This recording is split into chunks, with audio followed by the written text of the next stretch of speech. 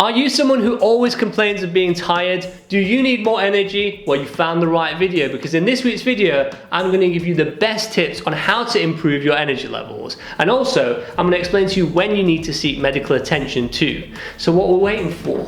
Let's begin. So let's begin with the first tip, probably one of the most important tips, and it's all about your sugar intake. Now, I know it's difficult for you to stop your favorite sweets or snacks or biscuits or whatever.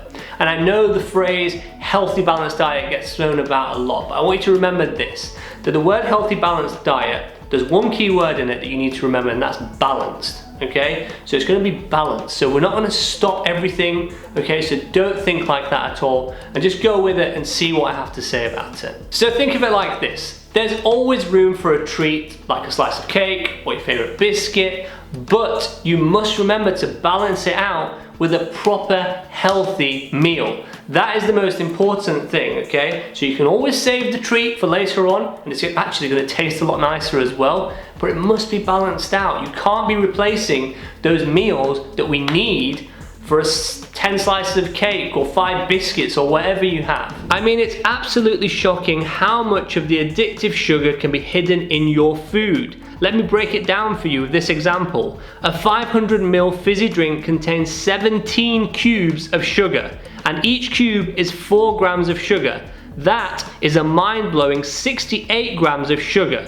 Processed foods contain refined sugars, which are just empty calories. In contrast, sugars in fruits and veg come loaded with vitamins and fiber, so it makes sense to stick to those most of the time. So the second tip to discuss is having those proper meals. Look, you need to be having 3 set meals, proper meals, every day. This is super important, and those meals, instead of healthy balanced diet, I'm going to call them nutritious fuel, because at the end of the day, it is fuel. You need that food, you need that energy to keep you running. It's like a car, you need to put petrol in it and it keeps on going, or electricity if you've got an electric car. Same thing, okay? You need that fuel, but it has to be nutritious fuel. So you need to have good carbohydrates, you need to have fiber in there, you need to have protein in there, you need to have your salad and your vegetables, okay? So this is what's going to give us all that nutrition and energy to give us those energy levels. Now, discussing what to eat and how much of what to eat and having avocados and all this sort of stuff is going to make this video super duper long, and I know you don't want that. I know you want good information, concisely given and to the point. So what I am going to do is I'm going to leave some really good articles by the NHS, by the dietitian teams,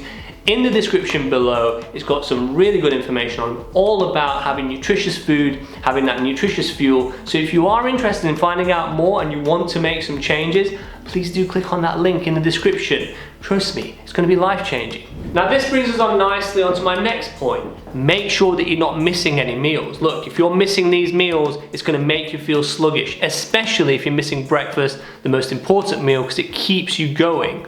Also, another point to consider, make sure you're not having massive meals. If you're having like huge meals, you're gonna feel sluggish after it, because you're gonna have this massive insulin hit, and then you're gonna have this massive blood glucose drop, which makes you feel sluggish and tired and horrible and low in energy, and nobody wants that. Another point I want to mention is, if you do want to snack now and then, not often, but every now and again you want to treat yourself to a biscuit or something that you really like, there's no problem in doing this, okay? And also, if you're doing exercise regularly, it's probably not even going to have a negative impact on you. Which leads us on nicely to my next point, exercise. Try and incorporate exercise into your daily routine. I know what you're thinking. You're probably thinking, I've already got no energy. How can I possibly incorporate exercise when I'm feeling tired all the time? But trust me, incorporating exercise is going to make a massive difference in how you feel, in your energy levels. It's going to build your muscle, it's going to build your stamina. Most importantly, it's going to release those endorphins, those feel-good hormones that we're talking about, that are going to help with the energy levels as well. For example, maybe something gentle like yoga, stretching, walking, or even tidying up around the house. All these types of movements count towards exercise and a future more energetic version of you. A little each day really goes a long way. Now, all that exercise might leave you feeling hungrier than normal once you start moving more, but don't confuse that with thirst. You need water to recover from exercise, and water is vital for your general day-to-day well-being. So now let's talk a little more about water and hydration. Are you getting your recommended 6 to 8 glasses a day? Because if you're not, most likely it means that you might be dehydrated, and if you're dehydrated, it's going to mean that those waste products aren't getting flushed out of the system, which is potentially going to lead you to being tired all the time. Another thing to note is that when it comes to fluids, it doesn't have to be pure water. Your daily coffee and tea do count towards your daily fluid intake, but consuming caffeine can cause dependency. So the more often you have it, the more you rely on it for energy. And even worse than this, you will find you need more of it to have an effect on you in the future. And that's known as something called tolerance. Now, the NHS recommends a healthy adult to have no more than 400 milligrams of caffeine a day before it starts affecting things like your sleep. Here's a quick science lesson for you. So tolerance is when your body gets overstimulated and the receptors start to become desensitized. This means they need more of something to have the same level of response. Now, I'm sure wherever you're watching in the world, you will know that here in the UK, we love a good cup of tea. And in fact, those tea breaks are really important for keeping us going. So if there's any tea lovers out there, you'll be happy to know that you can have up to 4 cups of tea without going over the 400 milligram daily limit of caffeine. So it's good to know. Now, you might not be a tea drinker, you might like certain other drinks like coffee or whatever. So I'm going to leave a really useful link in the description below, which you can use to calculate your daily caffeine intake. Have a go on it if you want. Let us know how many milligrams you drink by leaving a comment below. Now let's move on to alcohol. Look, if you're someone who drinks a lot of alcoholic drinks, or you're not sure how much you drink, whether it's within the recommended allowance or over, I am going to leave a link to it in the description below so you can calculate exactly how much you're drinking and make any changes if necessary. But please remember this. Alcohol is also going to increase your dehydration. Again, if you're dehydrated, it's going to lead to you feeling tired. And the reason it causes dehydration is that your liver, where it breaks down the alcohol, it needs so much fluid and so much water to break it down and flush it out of your system.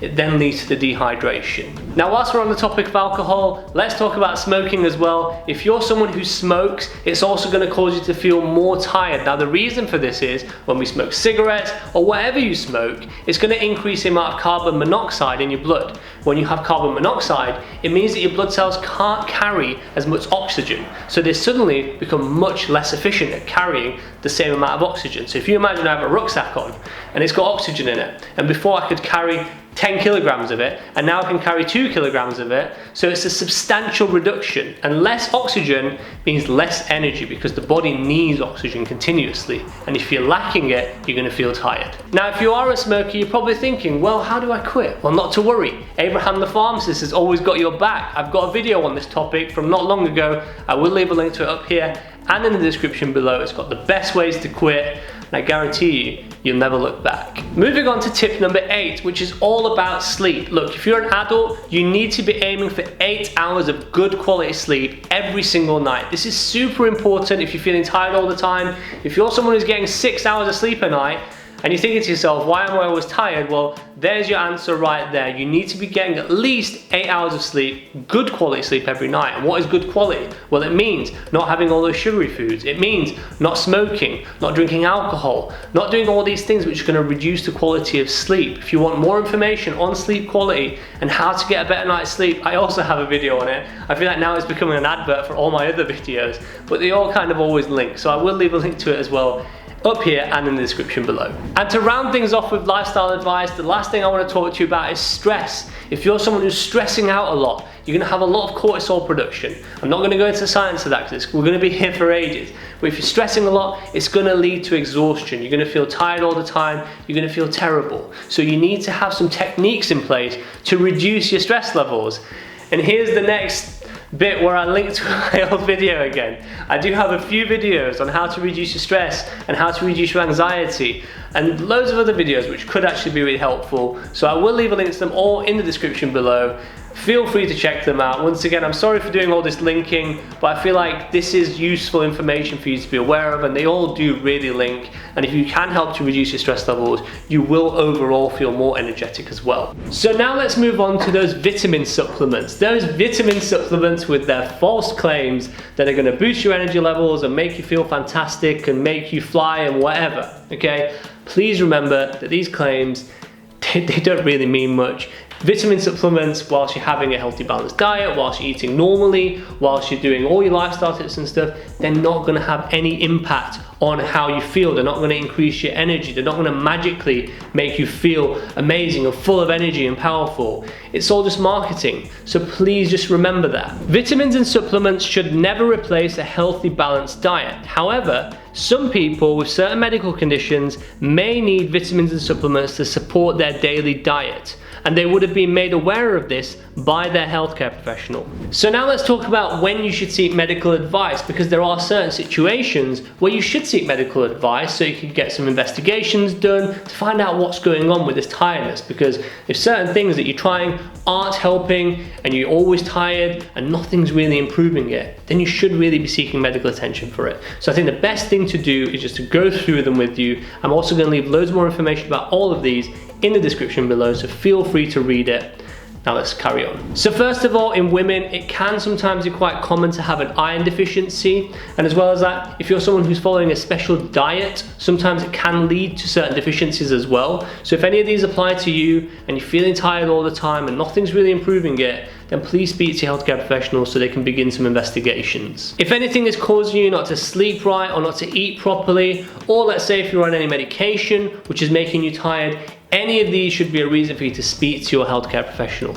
So whatever the reason, if you're worried about your energy levels and nothing's really helping, then please do make that appointment to speak to your healthcare professional, because your health is the most important thing. Thank you for watching this week's video. You now know how to have more energy and feel less tired all the time, and most importantly, when to seek medical advice for it. So tell your friends, tell your family, tell your loved ones, tell everyone, tell your neighbor, because you are the energy pro and you are the master of the energy. You can tell everyone what to do. As always, please do leave any comments below. I'd love to read it, and I'm sure anyone else would love to read it, on tips that can help to improve your energy levels. And that's the end of this week's video. Always remember that you're awesome, and I will see you next week.